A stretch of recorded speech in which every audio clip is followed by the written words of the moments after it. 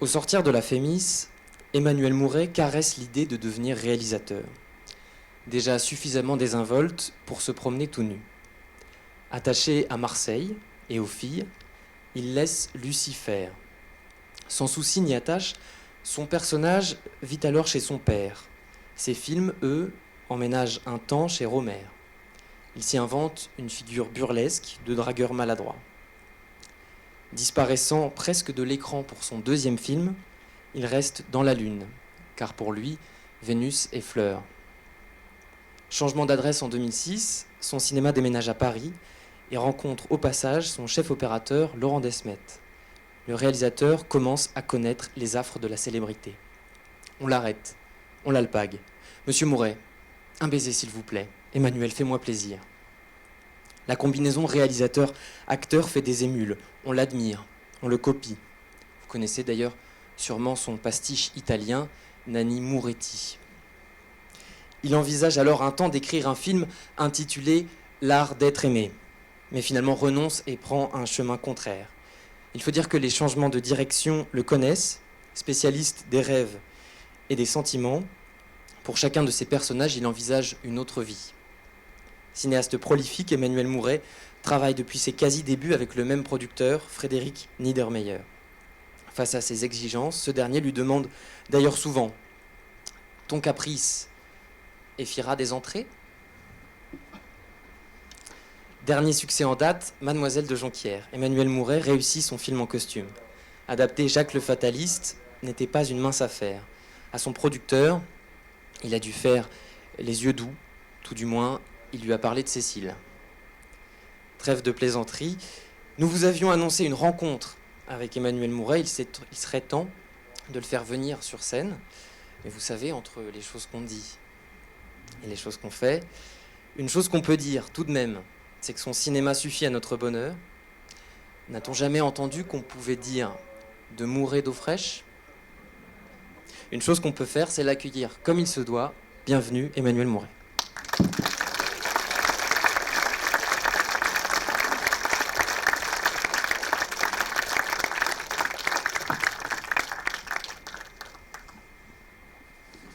Rebonsoir. Merci beaucoup pour ce petit portrait qui me touche beaucoup. Merci à vous d'être avec nous. C'est d'autant plus un plaisir de vous avoir ce soir qu'on ne vous a pas eu à l'écran dans ce film, alors qu'habituellement on vous retrouve dans de nombreux rôles. C'était déjà pas le cas dans Mademoiselle de Jonquière. Donc ici vous n'apparaissez pas et vous avez fait appel à une pléiade d'actrices et d'acteurs, certains connus, d'autres un peu moins. Peut-être qu'on peut démarrer cette discussion par quelques mots sur le choix de celle-ci et ceux-ci. Neil Schneider, Camélia Jordana, Vincent Macaigne et tant d'autres, Guillaume Gouix, Émilie Dequesne. Bon, c'était un choix, à vrai dire, absolument non prémédité. J'essaye d'éviter avec un peu l'expérience que j'ai de songer à des comédiens pendant l'écriture, parce que on n'est jamais sûr à ce qu'ils soient disponibles ou voire partants lorsqu'on va faire un film. Et il y a quelque chose aussi d'assez excitant à ce qu'on redécouvre un petit peu le projet en songeant à des personnes auxquelles on n'avait pas songé. On a démarré le casting en cherchant le personnage de Daphné et je ne connaissais pas Camélia Jordana parce que j'écoute pas les bonnes radios et que je regarde pas les bonnes chaînes de télévision, mais c'est ma directrice de casting, Constance de Montois, qui m'avait montré des essais qu'elle avait fait passer pour un autre film et j'ai trouvé ça très intéressant de la voir aussitôt et j'ai été très vite enthousiasmé. Je trouve qu'elle a j'ai de suite été séduit par une qualité d'interprétation. Souvent, alors je ne vais pas faire de généralité, mais ce qui m'a plu chez elle, c'est qu'elle aime jouer. Elle aime jouer, et notamment parce qu'il y a les choses qu'on dit, mais il y a aussi les choses qu'on ne dit pas. Et elle avait plein d'idées, plein de propositions. Et je crois qu'il y a des acteurs qu'on peut aimer pour simplement peut-être un naturel. Elle, on sait que son naturel n'a rien à voir avec ce personnage, mais d'emblée, c'est quelqu'un qui, je sais pas, qui pense très vite, et elle avait plein d'idées, et j'ai été très séduit. Après, il s'agissait de lui trouver un partenaire. Je pensais en tout cas au rôle de Maxime. Et à vrai dire, j'ai vu pas mal de monde. Et assez tôt, parce que Camélia avait joué avec Nils Schneider, Nils avait lu le scénario et m'avait envoyé un gentil petit message en me disant qu'il aimait beaucoup le scénario et que voilà, qu'il serait partant pour faire une lecture. Et chose à laquelle je lui ai répondu très gentiment. Enfin, je ne sais pas si c'était très gentil, mais j'ai essayé d'être le plus gentil possible en lui expliquant que je ne le voyais pas du tout dans le rôle. Mais que j'étais très heureux qu'il m'ait envoyé ce message. Parce que pour moi, Nils me paraissait trop séduisant. J'avais trop une image, oui, du beau jeune homme et qui avait un peu toute cette assurance qui peut suivre le côté séduisant et qui, par rapport à la situation où c'est quelqu'un qui est plutôt blessé, qui est pas plutôt aussi sur la réserve et tout ça. Mais au final, je n'arrivais pas à trouver le personnage et puis je me suis dit, ben, pourquoi pas peut-être tenter une lecture avec Nils. Et j'ai dire presque dès les premières répliques, ça m'a semblé évident qu'il serait très bien pour le rôle. Voilà. Donc voilà. Donc ça fait voilà 2 comédiens où mes idées initiales étaient voilà ne tombaient pas bien puisque l'une je la connaissais pas et l'autre je pensais que c'était pas le bon rôle. Et ensuite on a cherché le rôle de François. Alors je connaissais un petit peu Vincent Macaigne, on avait envie de travailler ensemble. Mais j'hésitais un peu. Puis j'ai dit, écoute Vincent, je te fais lire le scénario.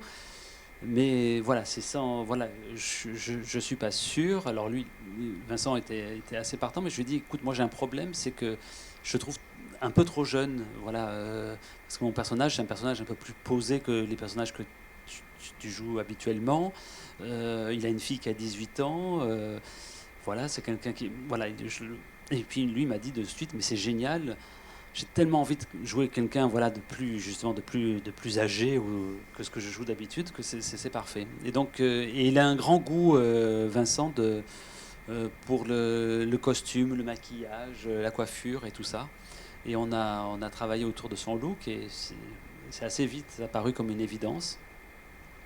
Quant à Émilie Dequesne, non seulement je la connaissais, et ça faisait longtemps que j'avais envie de travailler avec elle. Je l'avais déjà proposé dans le passé des rôles qu'elle avait, on va dire,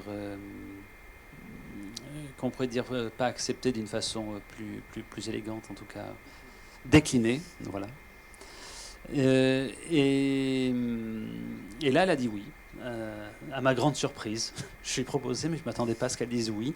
J'étais surpris et j'étais très heureux parce que ce personnage de Louise est un personnage un peu hors du commun, un peu exceptionnel, un peu, comme disent les anglo-saxons, bigger than life. Et je voulais justement pas quelqu'un qui soit trop aérien. C'est très joli, hein, les jeux très aériens, mais je voulais quelqu'un qui soit très ancré, qui soit entre guillemets charnel dans le côté très terrien. Et c'est ça qui est, enfin, ce que j'avais pu déjà admirer chez elle, c'était qu'elle a une façon, oui, de jouer avec, je vais dire presque avec son sang. Et donc voilà comment pour les rôles principaux, ça s'est passé. Alors, tous ces personnages, tous ces acteurs que vous venez de citer parlent beaucoup dans le film. C'est un aspect important dans le film, mais également dans beaucoup de vos précédents films, l'importance de la parole. Vos personnages discours, dialoguent, échangent beaucoup. Et c'est un élément... Comme nous sommes en train de le faire exactement. En ce moment. C'est un élément qu'on voulait aussi aborder pour parler un peu des influences de votre cinéma. C'est vrai qu'on vous ramène souvent, enfin on parle souvent du fait que vous venez d'un cinéma burlesque. C'est vrai que dans votre rapport à la comédie, dans beaucoup de vos précédents films, il y a ces composantes visuelles, corporelles importantes, mais il y a cette singularité chez vous qui vous vous rapproche aussi de cinéastes du verbe. Victor a cité Rohmer dans son introduction, mais du côté de la comédie, il y a Sacha Guitry, Woody Allen, Lubitsch, etc. Et donc je voulais vous entendre sur cette importance du langage, de la parole dans votre écriture et votre rapport au cinéma. Oui, alors c'est toujours une surprise quand on me dise que mes films sont très dialogués, je pense, parce que c'est vrai que dans ma cinéphilie, autant c'est vrai qu'il y a dans le muet, vous citiez... qui vous avez cité non, mais dans les muets, que ça soit Tati, Buster Keaton... ou d'autres, c'est vrai qu'il y a peu de dialogue, mais moi, dans ma cinéphilie, et la cinéphilie que peut-être on partage, puisque je crois que c'est une sorte de grand club cinéphilique ce soir, si on regarde les comédies américaines des années 30, 40, voire 50, ou les mélodrames, c'est très très bavard, et je pense que ce sentiment que mes films soit dialogué, qu'on remarque de la parole, je pense que c'est parce que peut-être une grande partie du cinéma français parle depuis un certain temps beaucoup moins. Et donc c'est une sorte de contraste par rapport à une actualité qu'un fait en soi. Parce que d'ailleurs, les 15 dernières minutes du film ne sont pas dialoguées. Tout ce qui se passe à la gare et ensuite à l'épilogue ne sont pas dialogués. Et puis, aussi, j'ai grandi aussi en aimant énormément le cinéma italien, qui est aussi très dialogué. Donc, intuitivement, j'aime le cinéma de la parole. Alors moi, je fais deux oppositions, puisque j'aime aussi on peut aimer toutes sortes de cinéma, mais ce que j'aime bien dans le cinéma de parole, c'est que juste que moi, en tant que spectateur, je m'y sens bien, ou en tant que peut-être juste de réalisateur. Et je dirais qu'il y a deux sortes de films. Il y a des films où c'est la parole qui fait événement, parce que les films sont assez mutiques, et des films où, au contraire, c'est le silence qui fait événement. Et donc, peut-être je prends parti de faire des films où c'est le silence qui fait événement. Et donc, voilà. Après, ce sont aussi, dans mes films, des personnages un peu... je vais dire des personnages un peu communs. Ce ne sont pas des personnages comme dans des films noirs, où ce sont des personnages mutiques qui ont vécu dans certains westerns, qui ne parlent quasiment pas. Non, c'est des personnages, entre guillemets, relativement communs, peut-être pas, qui ne correspondent pas à tous les milieux sociaux. Et moi, et nous, en tant que... J'aime pas le côté commun, mais en tout cas, en commun, on parle beaucoup. Je trouve que, d'ailleurs, on parle beaucoup plus dans la vie qu'au cinéma. Mais alors, pourquoi je parlais de ça ? Je disais ça, c'est que c'est des personnages qui se posent des problèmes, quelque part des problèmes moraux.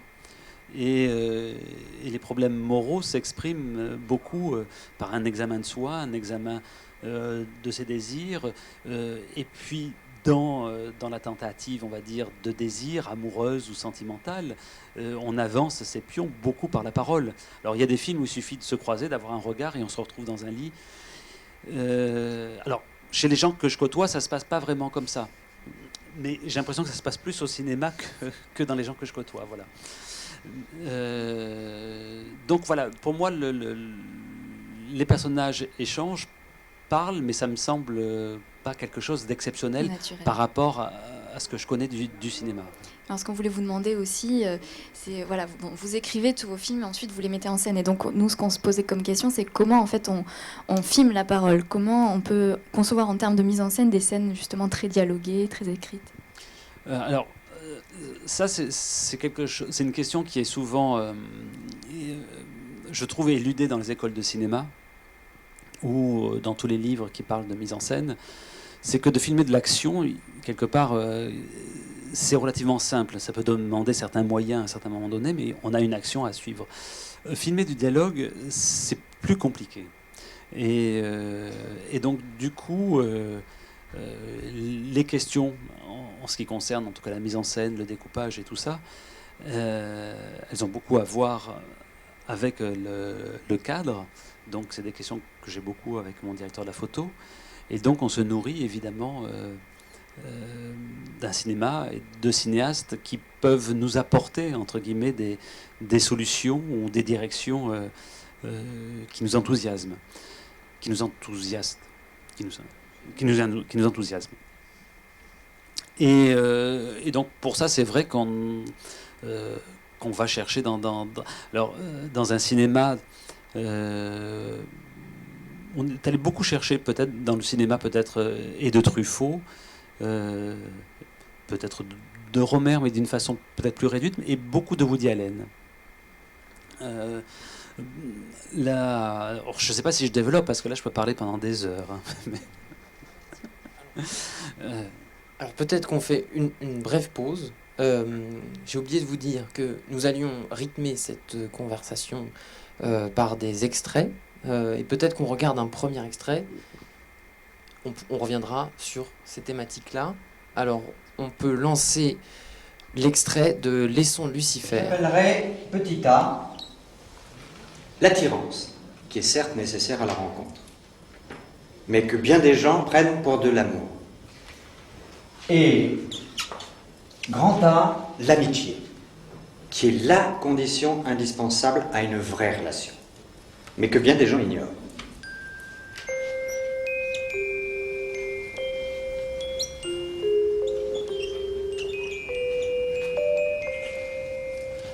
Voilà. Quelle formule je donnerais à l'amour s'il fallait en donner une? Elle paraît un peu simpliste comme ça, mais les formules les plus simples ne sont pas forcément les plus mauvaises. D'autant plus que cette intimité entre les hommes et les femmes, ce bonheur du couple, est devant nous. Il reste à découvrir. Nous nous trouvons, vous et moi, devant un nouvel apprentissage dont nous avons aujourd'hui jeté les premières bases.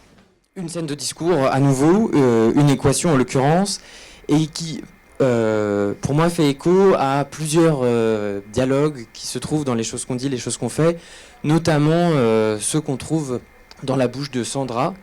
Et c'était l'occasion d'évoquer ce thème parfois commun à certains de vos films, qui est un peu cette recherche d'une définition de l'amour, à travers ici une équation, mais qu'on retrouve dans la parole orale par cette espèce d'agencement un peu chaotique parfois, d'éléments que sont le désir, l'amitié. Donc est-ce que dans les choses qu'on dit, les choses qu'on fait, vous êtes dans une recherche de est-ce que les personnages ne tenteraient pas de répondre à la question, est-ce que c'est de l'amour? Alors, merci pour la séquence, parce que j'avais complètement oublié que j'avais tourné ça. J'ai aucune idée de ce que c'est que l'amour. Voilà, que ça soit bien clair. Donc, je ne fais pas des films pour donner des leçons. Et c'est justement parce que je n'ai absolument aucune idée que je pose des questions et que je m'intéresse à des personnages qui en ont une idée. Et d'ailleurs, dans mon souvenir, dans Laissons Lucifer, c'est parce que d'un coup, ce personnage a une idée de ce que doit être l'amour, que ça devient compliqué dans son couple. Et donc l'amour, évidemment, le mot, on le connaît tous, on en a tous une vague idée, mais on en a tous un peu sa propre opinion, qui d'ailleurs varie en fonction du temps. Et dans la rencontre, alors il y a parfois des heureux quiproquos, parfois des malentendus, mais on ne peut en avoir que des idées. Donc ce qui m'intéresse, moi, c'est plutôt des personnages qui portent une idée contre d'autres idées, mais pas en tout cas d'en avoir une idée précise. Donc c'est un ressort de comédie ou de drame, mais je crois que en tout cas, moi, ce qui m'intéresse, c'est que les personnages, une idée de l'amour peut faire rêver un personnage ou peut l'arranger à un certain moment donné. Je crois ce qui m'intéresse, oui, c'est comment les personnages un peu négocient avec ces idées, comment on trouve son bon arrangement pour pouvoir arriver à vivre ensemble, ou à vivre quelque chose, ou à se raconter ce qu'on a vécu. Mais on est obligé de s'arranger, de trouver des arrangements. Voilà. Mais j'en parle dans le cadre de. J'en parle pas pour la vie. Hein, je suis pas. Dans la vie, je sais pas trop ce qu'il en est. On en parle de cinéma. Hein. Et donc cette façon de chercher des arrangements à quelque chose de cocasse et qui peut résonner avec des choses qu'on peut éprouver ou que je peux éprouver. Alors dans ces questionnements autour de l'attirance, de l'amour, des relations entre les personnages, il y a évidemment au cœur aussi la question des mécanismes du désir. Et voilà, comment naît un désir, comment il se construit, comment il se transmet. Et vous avez choisi dans Les choses qu'on dit et les choses qu'on fait de citer à un moment très précis un concept qui place au cœur du désir le principe de mimétisme, d'imitation. Donc j'aimerais vous entendre là-dessus. Je précise que c'est un passage qui est pris en charge par le personnage de Daphné, alors qu'il peut s'appliquer ou constituer un commentaire de la relation entre d'autres personnages du film. On pense à Maxime, Gaspard, Sandra. Voilà, donc est-ce que vous pouvez nous parler de cette notion de désir mimétique dans le film ? Ça fait référence au concept de désir mimétique développé par René Girard. Moi d'abord, j'ai utilisé ce concept-là comme une idée de dialogue qui puisse être réjouissant à ce moment-là. Donc il n'y avait pas une idée encore de faire véhiculer une idée, mais c'est un personnage qui porte une idée et qui crée des ricochets qui peuvent résonner et avec ce qui leur arrive et avec une crainte en tout cas du personnage à ce moment-là, et évidemment ricocher avec les histoires. C'est pour ça que j'insiste sur cette idée que j'aime le cinéma qui donne à penser beaucoup plus que le cinéma qui dirait ce qu'il faudrait penser, qui délivre une pensée. Après, le désir mimétique est en effet un concept qui est très réjouissant et excitant et qui fonctionne très bien au cinéma, parce qu'il suffit qu'un personnage ait un fort désir pour que nous, même en tant que spectateurs, on le suive dans ce désir. Et moi je pense, chaque fois que je pense à ça, je pense à Audrey Hepburn, et Audrey Hepburn pourrait tomber émerveillée devant une bouteille d'eau, qu'on la trouverait belle avec elle, tellement par son regard. Donc voilà, en tout cas c'était plus un clin d'œil et une façon de faire résonner les choses. Voilà. Alors on va en reparler un petit peu, aller un petit peu plus loin, mais on va regarder un autre extrait d'abord, un autre film qui est Mademoiselle de Jonquière. Déjà debout. Bonjour madame. Dites-moi, aimiez-vous votre défunt mari? Quelle drôle de question, mais bien sûr, Marquis. Vous l'aimiez vraiment? Comme une femme se doit d'aimer son époux. Il arrive que certaines personnes mariées éprouvent une inclination sincère. En vérité, j'avais beaucoup d'amitié pour lui, jusqu'à notre mariage. Après, elle fut troublée, contrariée. Regretteriez-vous d'avoir été mariée? Voulez-vous connaître mes idées? Je trouve regrettable que le mariage soit accessible à des âmes si peu préparées. De la même manière que l'on nous enseigne le maintien ou le latin, il faudrait nous enseigner la vie à deux avant que d'être mariés. C'est un enseignement que seul l'amour peut délivrer. Eh bien, c'est que je ne serais jamais faite pour la vie à deux. Mais n'avez-vous jamais eu envie d'aimer et d'être aimé? Vraiment aimé? Enfin, oui. J'ai d'ailleurs très tôt observé les êtres qui se disent unis par l'amour, et très vite, je me suis aperçue qu'ils nous donnent le spectacle des plus jolies apparences, afin que nous, voyant convaincus, ils puissent eux-mêmes s'en persuader. Non, je ne crois qu'à l'amitié. L'amour, quand il est mêlé à la chair, devient aussi fragile que celle-ci. Un rien l'abîme. Madame, comment aimer l'amour si vous n'en avez jamais rien vu d'aimable? Sachez que j'ai été témoin de ce que l'amour a pu véridique. Hein? Mon oncle et ma tante qui m'ont élevé vivaient si harmonieusement unis qu'ils semblaient former à eux deux une seule et même personne. Dès mon plus jeune âge, sans le savoir, ils m'ont nourri à cette perfection. Mais pourquoi, nourri d'un tel exemple, vous êtes-vous livré à tant d'aventures sans conséquence? C'est que, dans chacune de ces rencontres, il m'a semblé reconnaître, ne serait-ce qu'un instant, une part de cet idéal. Un idéal qui ne m'a jamais quitté, madame, qui rendra ma vie bien pauvre tant qu'il ne sera pas réalisé. Dois-je vous plaindre? Ah non. J'ai bon espoir. Et chaque journée à vos côtés ne fait que l'accroître. Moi, je vous donne de l'espoir? Que vous êtes amusant, Marquis. On vous dit une chose et vous en entendez une autre. Si je ne me lasse pas de vous étudier tant votre imagination est vive, je me lasse de me répéter et d'avoir à chasser cette fantaisie qui obsède votre esprit. Pas mon esprit, madame. Mon cœur. Et c'est où se cache le cœur? Le vôtre est si plein d'esprit que l'on pourrait se tromper. Alors c'est une scène que je trouve très très belle, qui est très riche, il y aurait beaucoup de choses à dire. Mais ce marquis des Arcis, qui est l'incarnation suprême du désir, explique finalement sa course effrénée vers le désir incessant en disant qu'il a eu un idéal, un modèle qu'il recherche en permanence. Et parce qu'il a vu quelque chose d'aimable dans l'amour. Ça répond aussi dans les choses qu'on dit, les choses qu'on fait. Il y a un personnage qui cite La Rochefoucauld qui dit c'est parce qu'on entend parler d'amour qu'on tombe amoureux. Et donc on voulait vous demander finalement, est-ce que vous nous dites, Emmanuel Mouret, que nos désirs, les désirs humains, sont finalement construits, modelés, nourris par des récits, des images qu'on a extérieures. Alors, je ne vais pas parler en tant que spécialiste, mais en tout cas, c'est une idée que je trouve intéressante. Et c'est vrai, elle dit sans l'idée de l'amour, c'est ce que dit en tout cas La Rochefoucauld, on ne tomberait pas amoureux. Et ce que répond l'autre personnage, Guillaume Gouix, oui, mais sauf qu'on ne peut pas ne pas en entendre parler de l'idée de l'amour.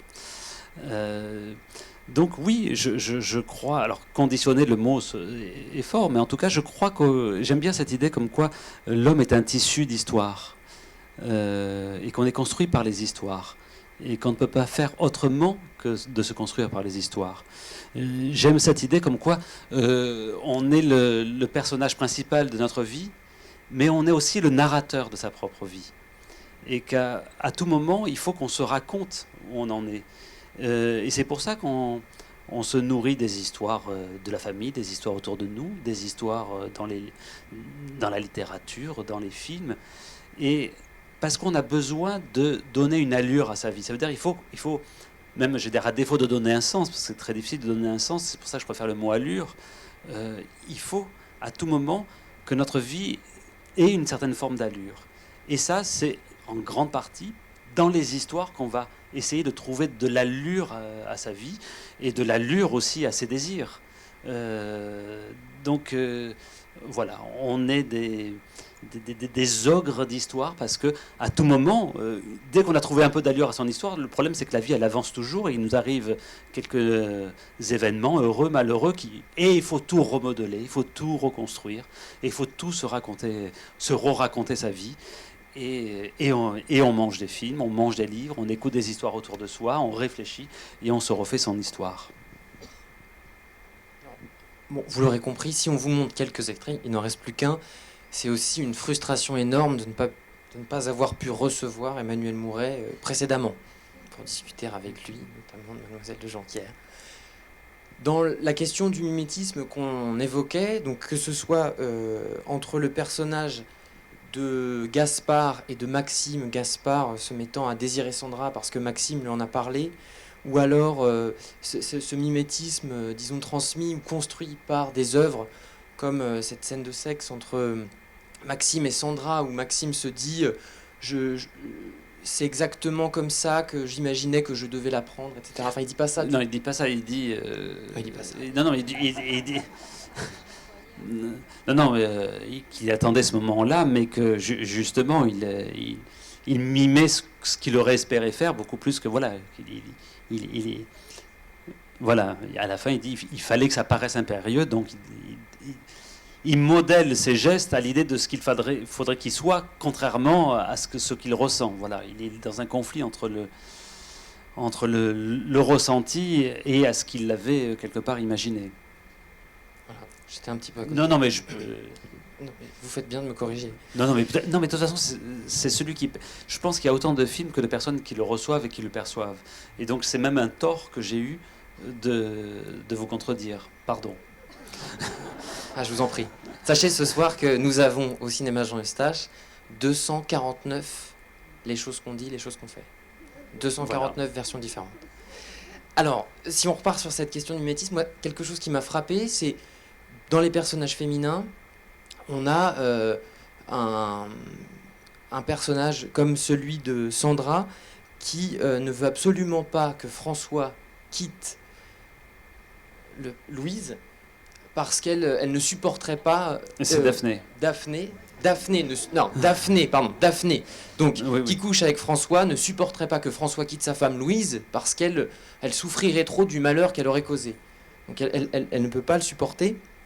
Et il y a cette dimension chez ce personnage-là de ne pas nuire, c'est-à-dire qu'on ne peut pas vivre son bonheur au détriment d'un autre, et ça m'amène à vous parler du personnage de Louise, qui est absolument magnifique, le personnage d'Émilie Dequesne, qui n'est pas sans rappeler, à mon avis, celui de Virginie Ledoyen dans Une autre vie, qui est un personnage qui a un sens un peu du sacrifice, ou en tout cas qui a décidé de camoufler un peu la vérité pour permettre à l'autre de vivre son amour, et qui conçoit son bonheur par le bonheur. Enfin, j'arrête cette expression. Comment avez-vous construit le personnage de Louise, joué par Émilie Alors, Dequesne ? d'abord parce que vous êtes passé par le personnage de Daphné, mais c'est juste parce que,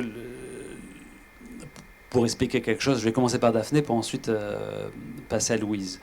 Ce que je veux dire, c'est que la plupart des personnages sont construits parce que j'appelle... Parfois, des gens me disent, oui, les personnages sont infidèles. Et je dis, non, les personnages ne sont pas infidèles. Ils ont des conflits de fidélité. C'est qu'à la fois, ils sont fidèles à leurs désirs. Non, mais... parce que vous souriez, mais non... Mais... C'est eux qui rient. Non. Ils sont fidèles, quelque part, à leurs désirs, à leur appétit, à leur attirance, à leurs sentiments, à leur... c'est une fidélité. Et ils sont fidèles, une fidélité à eux-mêmes, par rapport à ce qu'ils ressentent. Et d'un côté, ils sont aussi fidèles à l'idée d'être quelqu'un de bien, de quelqu'un de prévenant, de soucieux des autres, de soucieux des usages, de soucieux de la vie en communauté. Et c'est ce conflit, en tout cas, qui chez la plupart des personnages, m'intéresse à développer. C'est ce clivage entre ces deux désirs qu'on dit respect, entre guillemets, de l'ordre, du devoir, du bien faire, et en même temps respect de soi, de ce qu'on ressent, de ce qui semble une promesse d'une vie meilleure, de ce qui ressemble la promesse d'un épanouissement.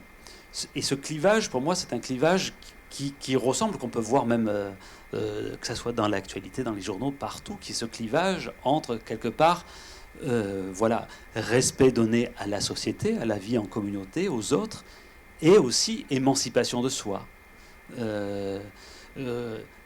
où il faut s'intéresser, et à bon escient, à ce qu'on ressent, à se développer, parce que si on est triste, on n'est plus bon, on n'a rien, on est fermé. Et c'est ce conflit-là, et pour moi c'est un conflit moral qui m'intéresse à développer. Voilà, c'était pour répondre par rapport à Daphné. Par rapport à Louise, évidemment, comme je le disais tout à l'heure, c'est un personnage hors du commun.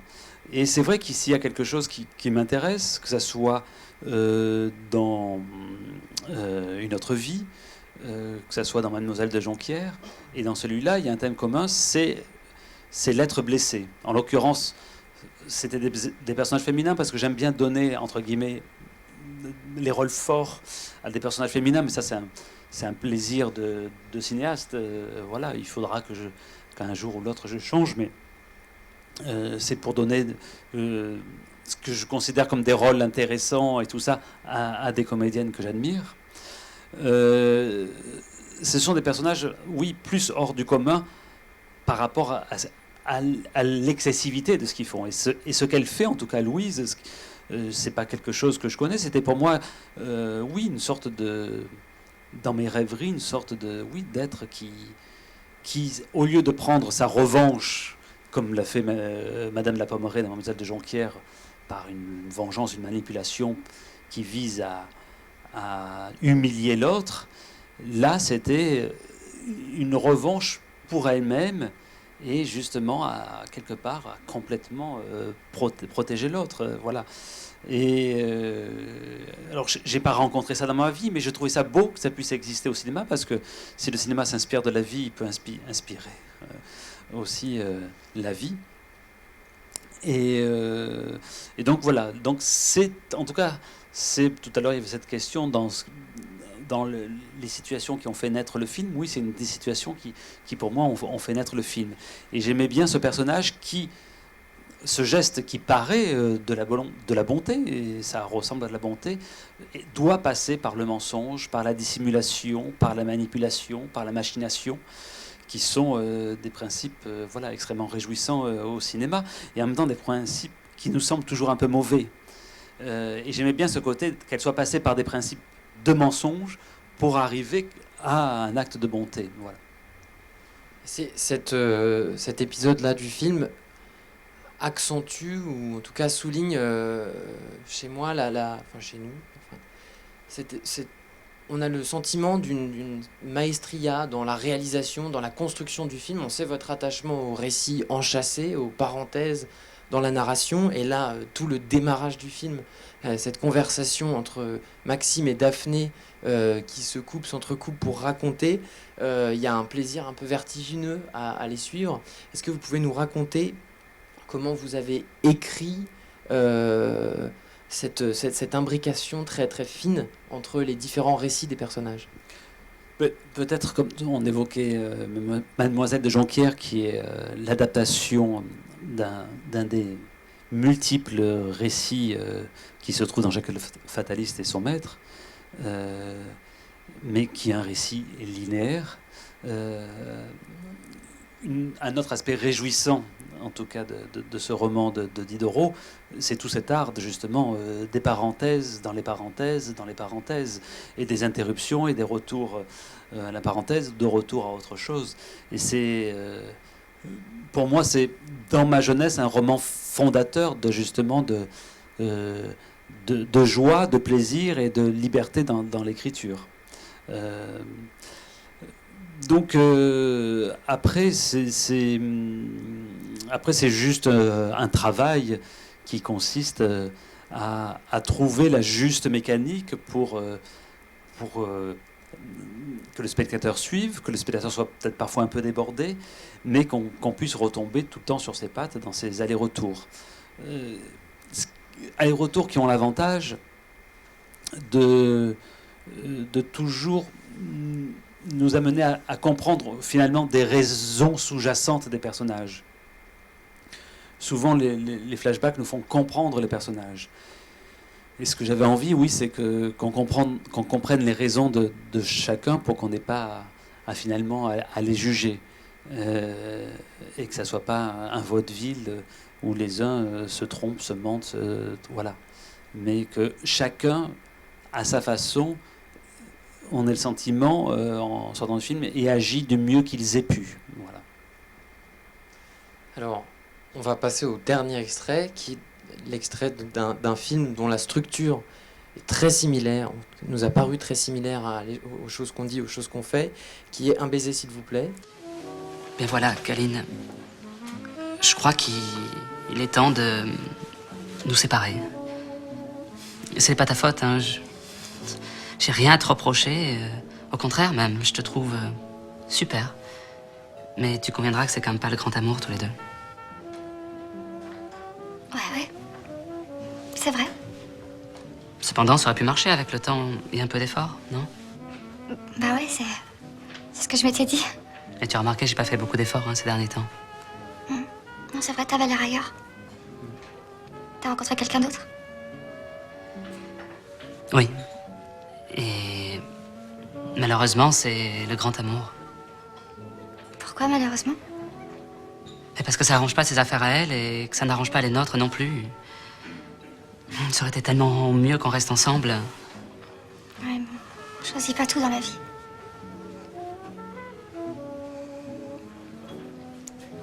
Tu as l'air bizarre. Tu es pas en colère contre moi? Tu trouves pas que je suis un monstre, que des gens comme moi ne devraient pas exister? Bah, c'est que je suis fataliste. Comment ça, fataliste? Imagine. Tu marches dans la rue et il y a un vélo qui roule à toute allure qui te renverse. T'es blessé, t'as mal. Mais tu peux rien y faire. T'as qu'à attendre que tes blessures guérissent. Ça sert à rien de gémir ou de se rouler par terre. Et tu es pas un peu en colère contre le vélo? Ça sert à quoi? C'est pas en étant en colère contre le vélo que tu vas guérir plus vite. Et puis si ça se trouve, le vélo, il y est pour rien. Enfin, il est pas fait exprès. C'est vrai, mais certains pourraient lui reprocher de pas avoir fait attention. Ah oui, mais pour faire attention, il faut de l'expérience. On peut quand même pas reprocher à quelqu'un de ne pas avoir d'expérience. C'est exactement ça. Ah, mais c'est très bien ce que tu dis. Il aura fallu que je te quitte pour que je découvre en toi encore plus de charme. Ah bah merci, ça fait plaisir. J'aurais presque envie de t'embrasser. Ah là, non, c'est trop tard. Ouais, c'est trop tard. Mais si tu veux, on peut se faire la bise.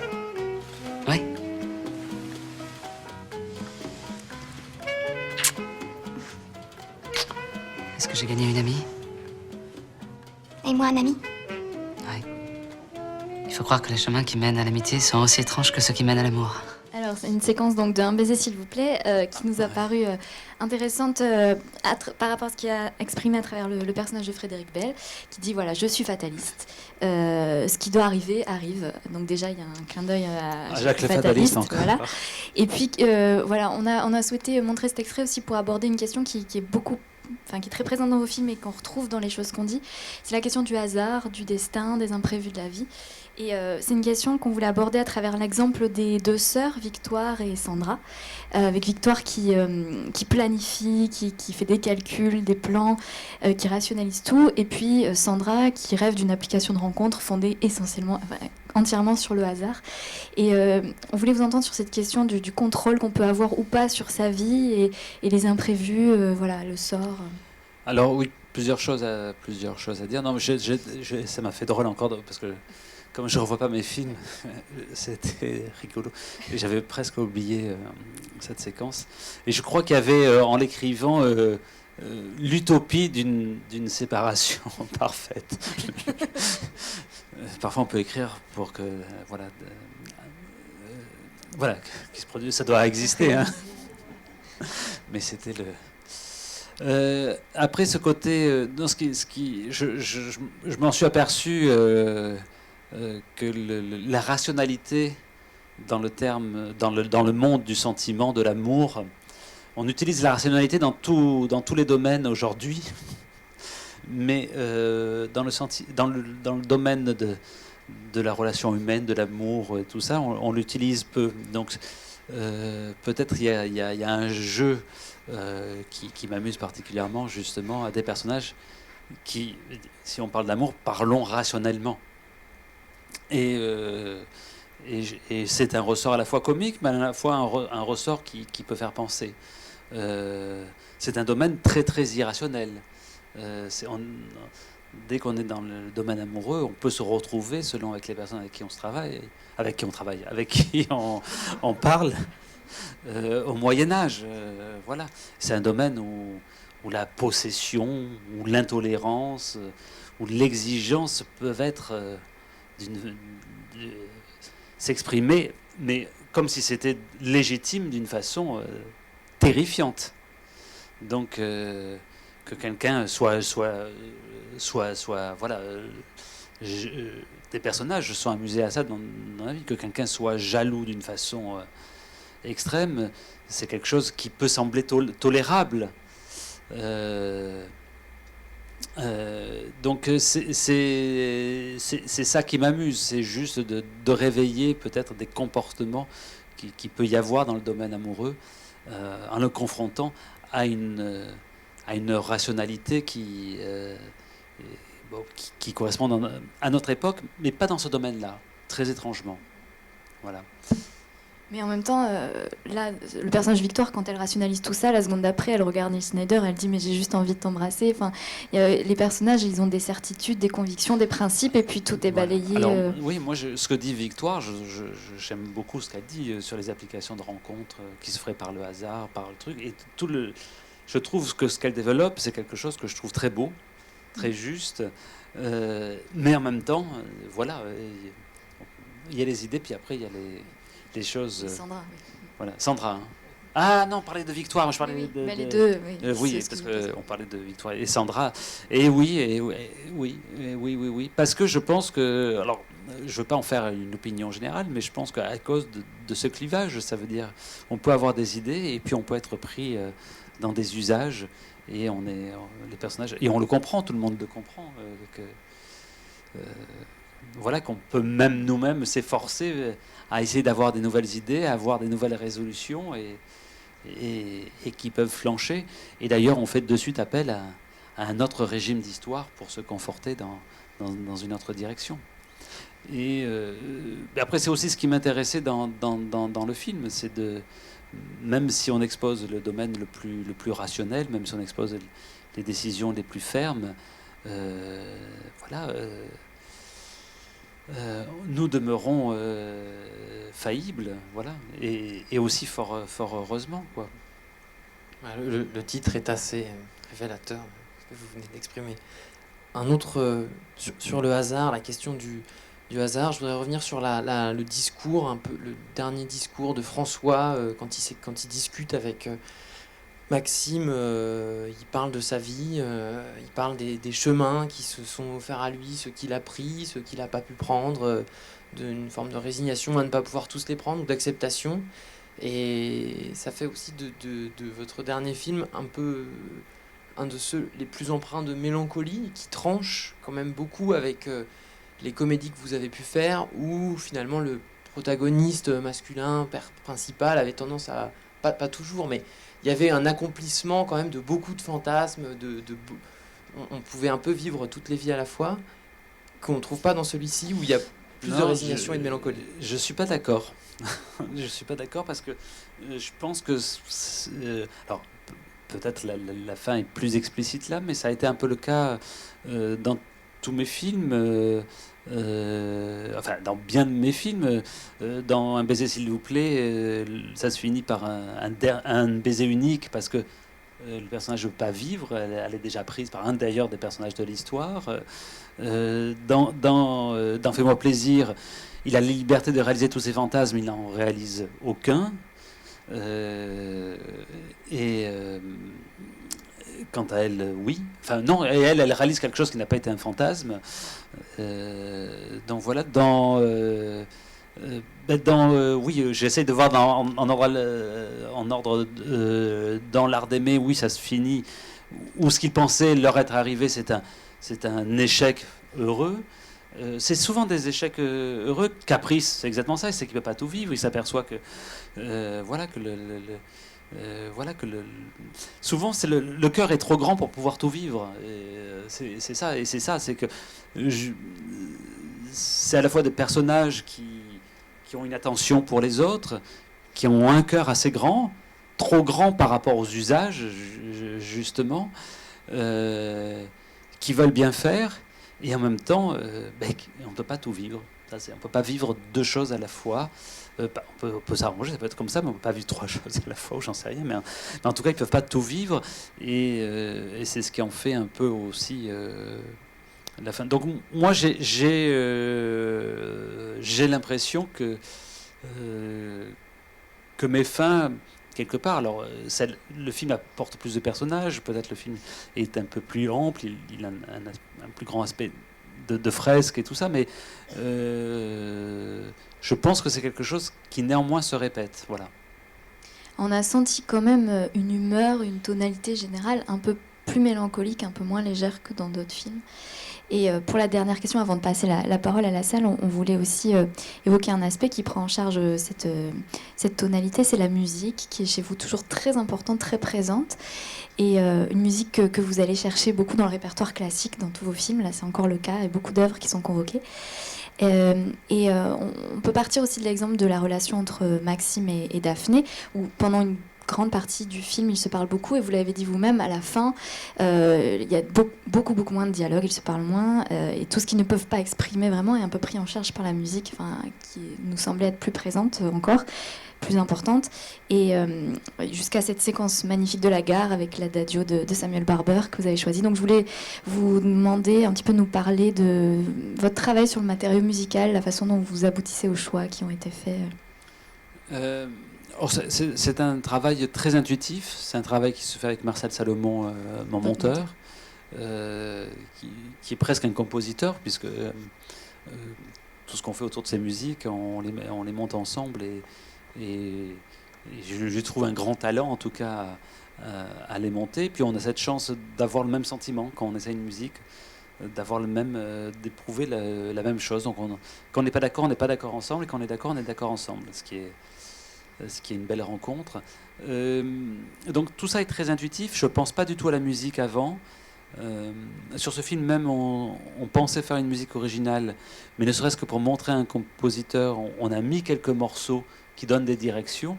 Et à force de mettre des morceaux, on se dit peut-être que la bonne direction, ça serait justement toute cette variété quelque part musicale, et qui correspondent aussi peut-être à cette variété de personnages, d'histoires, à ce film qui est un peu protéiforme, c'est-à-dire où il y a beaucoup d'histoires, de personnages, et puis qui convergent vers une seule fin. Pour aller dans le sens de ce que vous dites, moi souvent je dis c'est la musique, c'est aussi pourquoi on l'utilise, c'est d'abord le plaisir. Il y a un plaisir de la musique au cinéma. Je parle, moi et mon monteur, on est les deux premiers à voir le film. Il y a un plaisir, quelque chose qui est de l'ordre du plaisir. Et le cinéma d'abord, c'est quelque chose qui doit être de l'ordre du plaisir. Il y a un plaisir. Ensuite, il y a quelque chose. J'aime bien cette idée, oui, de voix, que la musique soit comme une sorte de voix off sentimentale. Comme parfois il y a des voix off dans les films qui nous donnent plein d'informations, qui nous accélèrent la chose. Ben, pareil, la musique, elle accélère. Elle nous dit plein de choses qui peuvent se passer dans la scène, autour des personnages ou dans l'air que respirent les personnages. Ça nous donne une infinité de petites informations qu'on ne saurait dire. Qu'on ne saurait dire et pourtant qui révèlent même des choses dans le jeu des comédiens. Et puis, je pense que que peut-être contrairement au film de Romer, qui ne met pas de musique ou alors que de la musique et plus dans le sens d'Hitchcock, qui lui a ce grand amour aussi pour le cinéma de Truffaut, qui a ce goût pour le cinéma d'Hitchcock, oui, que la musique ait ce rôle assez romanesque, assez lyrique, et peut-être de porter des situations simples dans un théâtre plus romanesque, plus tragique, voilà. C'est vrai que bon, il faut on voudrait laisser la parole à la salle, mais il y a une chose dont on n'a pas parlé. On laissera les spectatrices et les spectateurs peut-être poser la question. C'est quand même les Chignons d'Emily Dequesne, qui sont peut-être une référence au cinéma d'Hitchcock. Oui, clairement. Alors c'est pas une référence pour faire une référence, mais c'est il faut choisir à un moment donné une coiffure. Émilie, c'est intéressant qu'elle soit blonde, je trouve, à ce moment-là, par rapport aussi aux autres personnages. C'est une coupe qui lui allait bien. Et je voulais, en effet, qu'il y ait un personnage qui a un certain aussi mystère, quand même. C'est un personnage qui soit assez étonnant, surprenant. Et puis, Hitchcock, ça fait partie vraiment de mes cinéastes préférés, cinéaste extrêmement sentimental et grand cinéaste de la parole aussi, voilà. Donc oui, dans ce goût du romanesque, Hitchcock a une grande place pour moi, en tout cas en termes d'inspiration. Alors, on commence par vous d'abord, puisqu'il y a plusieurs salles qui peuvent poser des questions. Est-ce que il y a des questions dans la salle?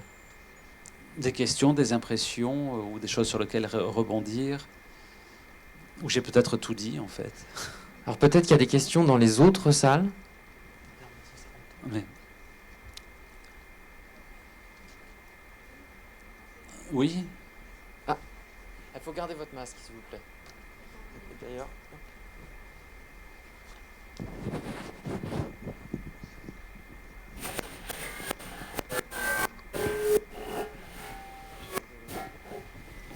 Bonsoir.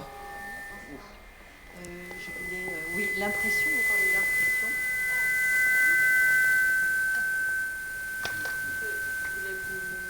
L'impression des couleurs dans le choix des matières et des couleurs de votre film. Je voulais savoir si vous voyez la vie en rose quand vous êtes amoureux, parce qu'il y a beaucoup de roses quand il y a des scènes d'amour. Non, mais globalement, c'est vrai que l'ambiance, c'est chaleureux, parce que voilà, les couleurs et les matières, les lingeries, etc., nous donnent cette ambiance de bienveillance des personnages. Voilà. Je ne sais pas si c'est voulu. Alors, c'est un ressenti. Alors non, la question porte sur j'imagine sur le choix, en tout cas, des vêtements, des couleurs, des ambiances. Alors c'est un choix, alors, je sais pas, qui fait du bruit. C'est un choix qui se fait avec le chef décorateur, avec évidemment la chef costumière, mais également avec la coiffure et éventuellement avec le directeur de la photo.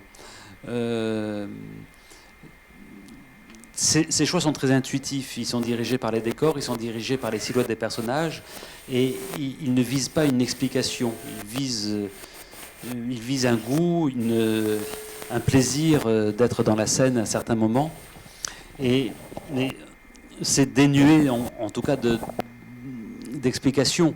Il y a des désirs de contraste des personnages uns aux autres. Il y a un désir d'harmonie avec l'ensemble des décors. Mais là-dessus, voilà, tout est pensé, choisi, mais à travers, j'allais dire, une esthétique qui puisse évidemment me plaire, mais qui m'échappe. Voilà. Je suis désolé, je réponds sans véritablement répondre. Voilà. Alors, oui. Oui.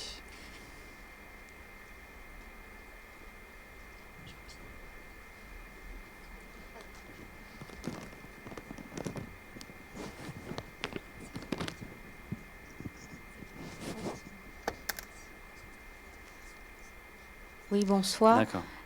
Bonsoir. Je me demandais s'il était possible de connaître, si du moins il existe, l'élément déclencheur ou le point de départ de ce film, en fait. Ben, comme tout à l'heure, je l'évoquais un petit peu, beaucoup ce personnage de Louise et cette idée de cette machination, c'était un des moteurs. Et ensuite, cette situation du début de ces deux jeunes gens qui se retrouvent dans un cadre un peu idyllique, quelques jours ensemble, sans se connaître, et qui se retrouvent à se rapprocher sans l'avoir voulu, sans le vouloir, et malgré eux. Et après, c'est toute une série de situations, d'histoires. J'avais envie de faire un film très très narratif, et qu'en 2 heures, on ait beaucoup d'histoires, et que ça fasse presque un film hyper narratif, et presque un peu à l'opposé des séries qui s'étalent sur, j'allais dire, des jours durant, enfin en tout cas des heures et des heures de film qui avancent très lentement. Et voilà. Ce qui m'intéressait, c'est d'avoir beaucoup d'histoires, et en même temps, quand le film s'arrête, c'est là la différence entre un film et une série, c'est qu'un film, quand il s'arrête, on refait le chemin du film. Quand une série s'arrête, il y a eu trop d'étapes pour qu'on refasse le chemin. Les deux sont intéressants, mais en tout cas, ce que j'aime dans le cinéma ou dans l'idée d'un conte, d'une fable, c'est l'idée qu'on puisse refaire le chemin après. Et donc j'avais envie d'histoire, et d'histoire dans les histoires, en tout cas, mais qu'on puisse remonter ces chemins-là. Je ne sais pas si c'est une réponse, c'est un peu vague, mais c'est un peu comme ça. Alors, je rappelle, si mes collègues ont des questions dans les autres salles, n'hésitez pas à le signaler. Vous m'entendez? Oui, on vous entend. Bon, enfin, vous ne me verrez pas, vous m'entendez. Alors j'ai une question en fait. Bon, d'abord j'ai adoré votre film. J'ai vu peu de vos films, mais celui-là est vraiment magnifique. Alors j'avais une question sur la direction d'acteurs. Je trouve que les acteurs et actrices jouent très juste, en particulier Nils Schneider. Voilà. Est-ce que vous les dirigez ou est-ce que vous leur laissez une grande liberté? Alors, en termes d'interprétation, il y avait cette phrase que disait Jean Renoir. Il disait 80% de la direction d'acteurs, c'est du casting. Et c'est vrai que je passe un certain temps à choisir les comédiens pour qu'il y ait une certaine forme d'évidence. Ensuite, on fait quelques lectures, mais sur le tournage, en tout cas, je ne dirige pas les acteurs. Quant au personnage, je peux donner quelque chose de temps en temps, mais voilà, c'est les acteurs qui arrivent, qui incarnent le personnage, qui proposent un personnage. En revanche, ce que je fais sur le tournage, c'est que je fais de la mise en scène, de la mise en place, ou de la mise en scène, peut-être, c'est ce qu'on veut dire. C'est-à-dire que l'ensemble, enfin la plupart des plans qui composent au film, ce sont des plans avec pas mal de déplacements dans le cadre. Et donc, ils ont souvent tout un trajet, des choses à faire, des placements, des places à avoir. Donc, ils ont beaucoup d'indications sur le plateau. Et outre les vertus, selon moi, que ça a vis-à-vis du cadre et de grosso modo, la cinétique de l'image, l'autre vertu, c'est qu'ils ont tellement de choses à penser, à faire sur le plateau, que ça leur enlève tout volontarisme dans le personnage. Et je pense que, voilà, du coup, le personnage ressort sans qu'il ait la volonté d'appuyer la moindre chose. Est-ce que si ma réponse vous convient? D'autres questions, réactions dans toutes les salles? Oui, ça peut être des réactions, des... Oui. Bonsoir. Bonsoir. Moi, j'ai beaucoup aimé, entre autres, le moment où le personnage d'Émilie de Ken voit sur l'écran la théorie développée par le philosophe. J'ai trouvé vraiment que ce point commun-là était vraiment intéressant. Et est-ce que ça, vous y aviez pensé avant, dès que vous avez introduit ce philosophe, ou c'est venu après? Ah oui, j'allais dire, même l'idée du philosophe a été introduite pour ça, voilà. Pour en arriver Voilà. là. Voilà. C'est un peu ce que je disais tout à l'heure, on a besoin d'histoire, mais on a besoin aussi, quelque part, les concepts et les idées sont un peu comme des histoires qui vont donner une allure à notre vie différente selon comment on les prend. Et donc j'aimais bien, en tout cas, tout ce chemin. Alors déjà, le personnage philosophe permet au spectateur de faire en effet des sortes de recul sur l'histoire ou des résonances. Et en même temps, je trouve ça intéressant que ça soit justement le personnage de Daphné, Camélia Jordana, qui monte ce documentaire, qui va se retrouver finalement sur la télévision d'Émilie de Ken, et dont les paroles vont avoir une influence sur son histoire personnelle. Donc j'aime ce chemin des idées et des histoires, me plaisait et m'amusait beaucoup, et faisait partie à la base en effet de l'idée du film.